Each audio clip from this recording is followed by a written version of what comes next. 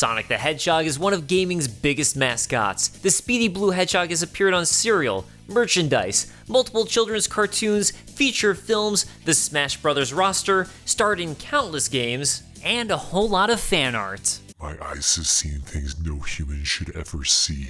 And while Sonic was busy capturing the hearts of countless children around the world, the Sonic series is ruined thanks to you guys! he was also busy saving Sega of America. This is the story of how Sonic the Hedgehog saved Sega.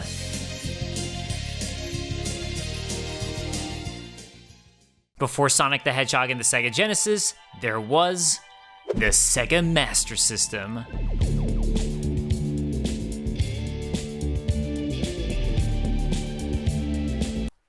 And before the Sega Master System, there's the SG-1000. You see, before Sega was known for making game consoles, they were creators of arcade games, and slot machines before that. But we don't have to go into the entire history, I just found that bit interesting. Arcades in general were on the decline, and Sega was seriously hurting from it. So when Sega switched to creating their SG-1000, which was absolutely stomped by the Famicom release the same year, engineer Hideki Sato said they got stars in their eyes by the possibilities. Their arcade sales had been around 5,000 units per arcade machine, but the SG-1000 sold 160,000 units in its first year. What could the future hold? The Sega Master System.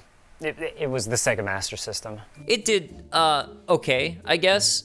Once again, it was absolutely stomped by Nintendo, whose mascot, Mario, was now repeatedly jumping on Sega's dreams. So, it was time to fight fire with fire. Sega needed a mascot of its own, and someone who could exude the same charm as Mario, and sell its consoles.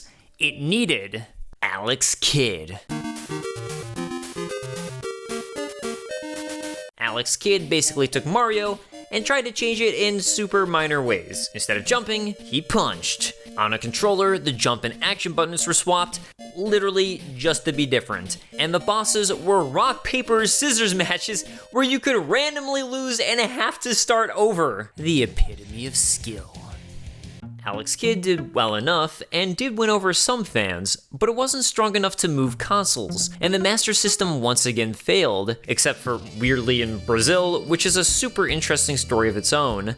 The important thing to note about selling consoles is you have a major upfront cost in developing and manufacturing them, so you kind of need them to sell in order to recoup your costs. So, 1983, the SG-1000 failed to compete with Nintendo. 1984, the SG-1002 failed to compete. 1985, the Mark III failed to compete. And 1987, the rebranded Sega Master System failed to compete. So, 1988, why not try again? What could possibly go wrong? So, 1988 saw the Japanese release of the Sega Mega Drive, or Sega Genesis, which was released to other regions in 1990. While the Mega Drive did alright in 1988, as it was the first console to harness 16-bit graphics, it was released 1 week after Super Mario Bros. 3, which, well, absolutely eclipsed it. Damn it! It's always Mario! I hate that guy.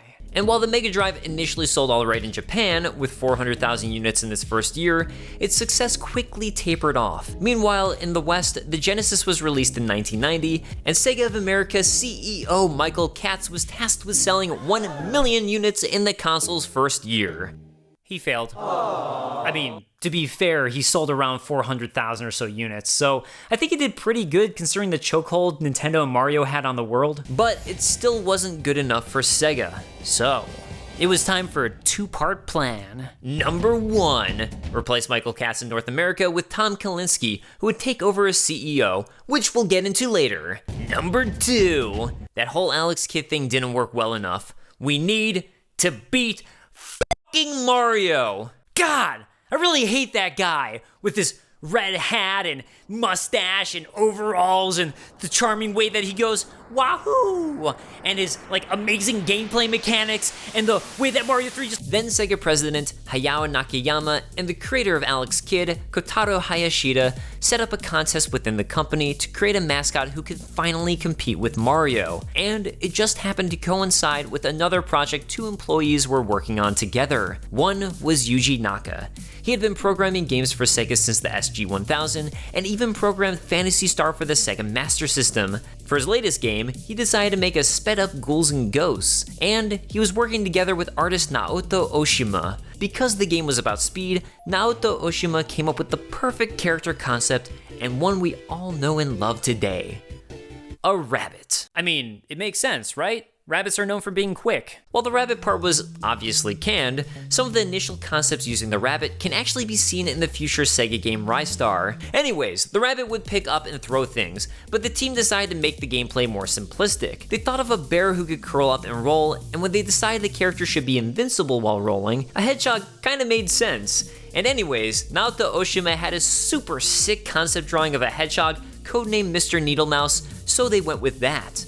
By April 1990, they'd finished the prototype for Sonic, and were given the go-ahead to work on the project and given a full team to help out, with Hirokazu Yasuhara being a lead designer on the game. Who I'm just calling out here, as I think he's actually an unsung hero of the Sonic series. While Alex Kidd had, initially, minor differences to differentiate him from Mario, Sonic was shaping up to be very unique and its own special thing. But that was Japan. Let's go to America.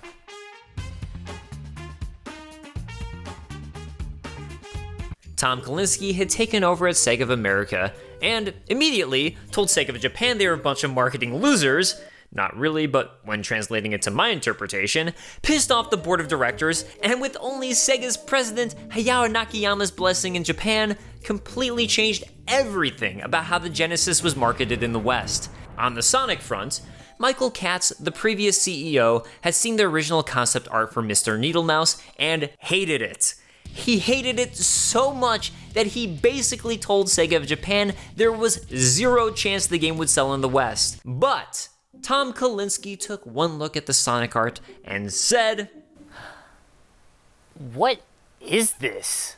In particular, he wasn't a fan of Sonic's fangs, the rock band, or his human girlfriend Madonna.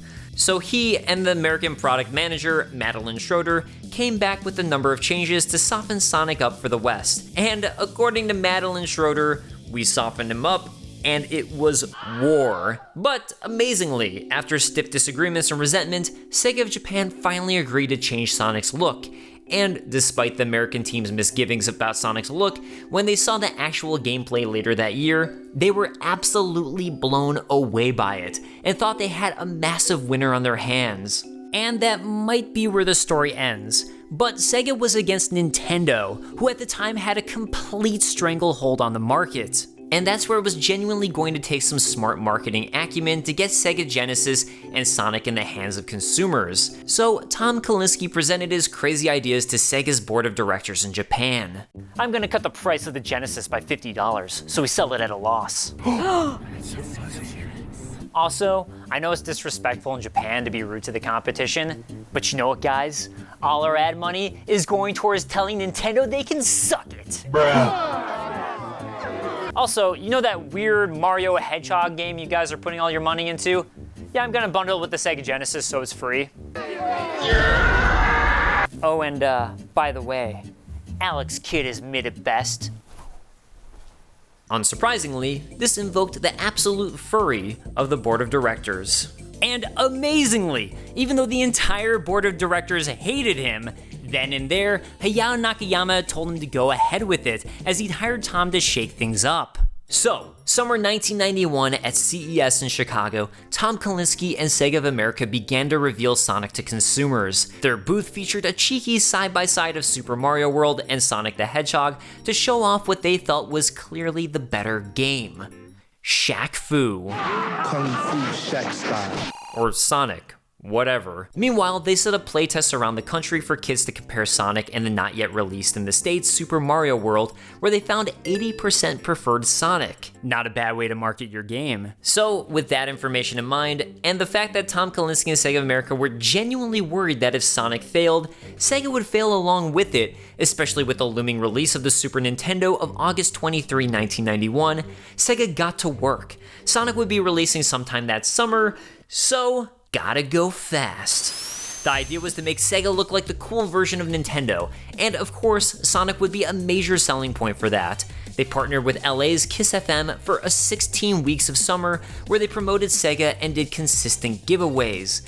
Next, they approached major gaming magazines like EGM, Video Games and Computer Entertainment, and GamePro, obtaining cover features on those magazines for Sonic, and eventually even releasing a Sonic comic. Next, as money was tight, instead of running a TV ad campaign on major networks, Sega financed a primetime special shot at Universal Studios featuring various teenage sitcom stars competing in challenges like Hedgehog races, which would be called Sega Star Kids Challenge. Then, there is the lingering fact that Kalinske wanted Sonic to be a packing game for the Sega Genesis, but they still had 150,000 unsold systems with Altered Beast attached in their warehouses, and something like 100,000 units just sitting on store shelves. So, you know what that madman did? Give everyone who buys a Genesis a mail-in coupon for Sonic for free! 2 free games! Nobody pays for Sonic in my house! And finally, on June 23, 1991, Sonic the Hedgehog began to hit store shelves. And here's the thing about Sonic I failed to mention. Oh, it good.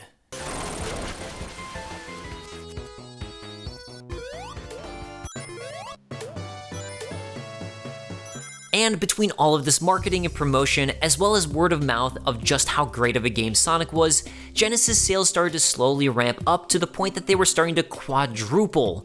Meanwhile, Kalinske had been pushing to get Genesis sold in Walmart for pretty much his entire tenure, and by the end of summer, they finally budged and had added the console to stores. In other words, suddenly, the Sega Genesis went from being a kinda meandering, mediocre story to a staggering success. We're talking the CEO of Sega of America genuinely worried the company would collapse if this failed. Here's a crazy fact. Sonic even outsold Super Mario World for a time in North America.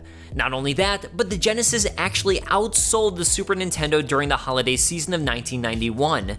By the end of 1991, Sonic had sold over 1 million copies, and it was Blockbuster's highest rented game of the year. Thanks to Sonic and the sales acumen of Sega of America, the Sega Genesis went toe-to-toe with the Super Nintendo in America during their entire runs. For the first great console war! And if you don't think Sega of America or their marketing mattered, here's the thing. In Japan, the Mega Drive wasn't even the second highest selling console. It was in 3rd place, far behind both the Super Famicom and the PC Engine, known as the TurboGrafx 16 in the States. Yes, you heard that right. The TurboGrafx 16, a console I'm willing to bet many of you have never heard of, sold better than the Sega Genesis in Japan. Either way, none of it would have been possible if it weren't for a certain blue hedgehog.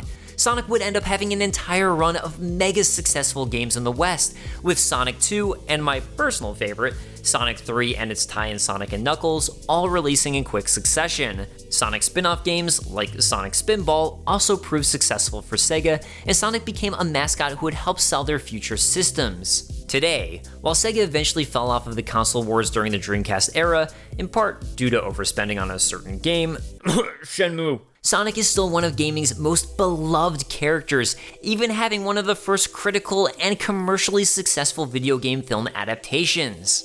Which, of course, Mario had to copy and be even more successful with his movie.